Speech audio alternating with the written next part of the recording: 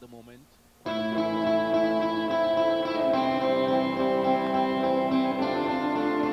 So now the advantage that the West Indies have got in most of the contests, if they can get to these runs, they've got 5 wickets apiece. Means as well if they get some runs in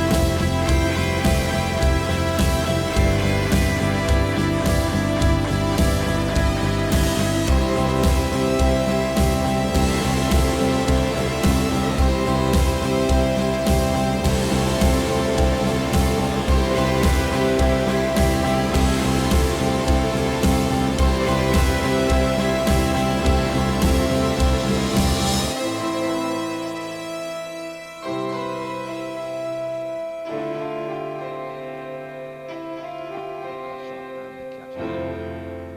Was dying on him as well. Had to go to his right. Very good catch.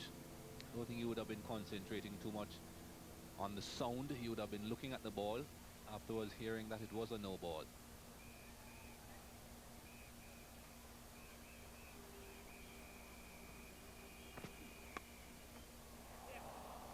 That's got through the slip cordon. Michael Slater is the man off the field. West Indies 5 for 28.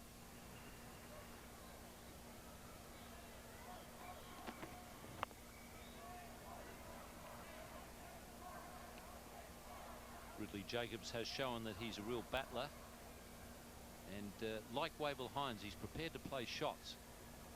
I think as a batsman you've got to say to yourself, well, if the quicker I can get rid of those fieldsmen out of the slips, the greater my chance of surviving. So somehow or other you've got to find a way to score runs down the ground. Doesn't matter whether it's in Perth or anywhere else. You've got to do that so that the opposing captain has got to take some of those guys out of the slips. Otherwise you're going to nick one and you're going to be out.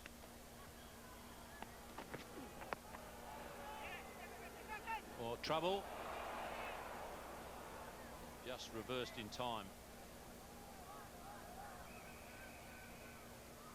Lot of indecision here between Wavell Hines and Ridley Jacobs.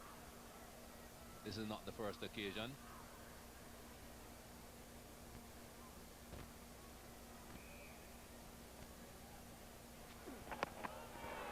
It was a very late call, and then initially Wavell Hines said, well, if you're calling, I'm coming. And then another call, no.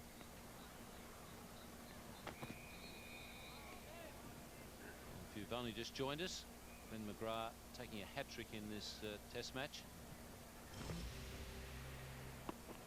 First man to go was Sherwin Campbell. That made 299 in test cricket. 300, Brian Lara, first ball.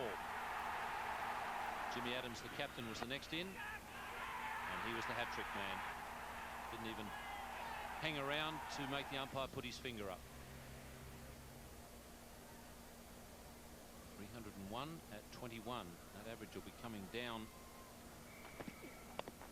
very quickly if he continues to take runs at the rate of about 2 or 3 per wicket.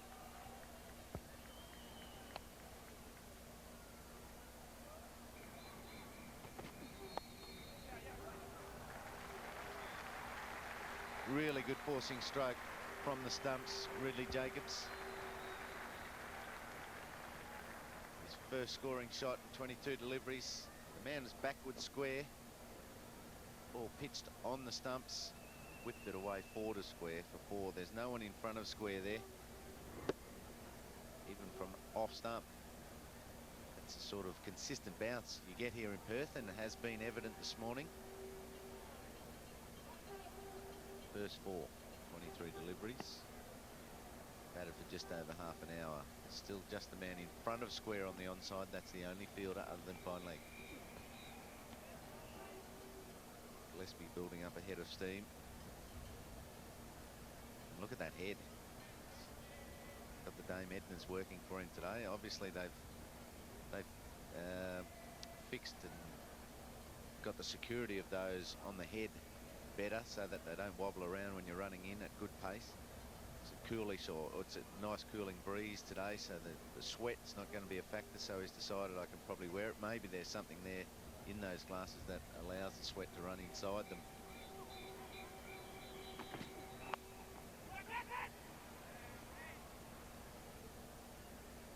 The game has changed, because the days I played, when I wore those spectacles, I preferred the purple colour. Would have looked lovely too, Richie. But yeah, maybe those lenses are sitting out off the face a little bit, and the sweat and the breeze can get through them, so sweat's not a factor. But the bowlers haven't been able to bowl in them other than at practice because of those reasons. One, they bobble around a bit, and two, the sweat. Batsmen don't do their job in them as yet either. It's nicely picked up. Anything going across this outfield half-timed is probably going to reach the boundary. It's cut very short. The pace of the ball across is fast. Well, stood the seam up nicely, Gillespie, but got the line wrong. Whether you're bowling in glasses or not, you must have your line right. He's not happy with it. It was a good shot. So two whipped on the onside, one in front of square, and one very fine, both beating the field.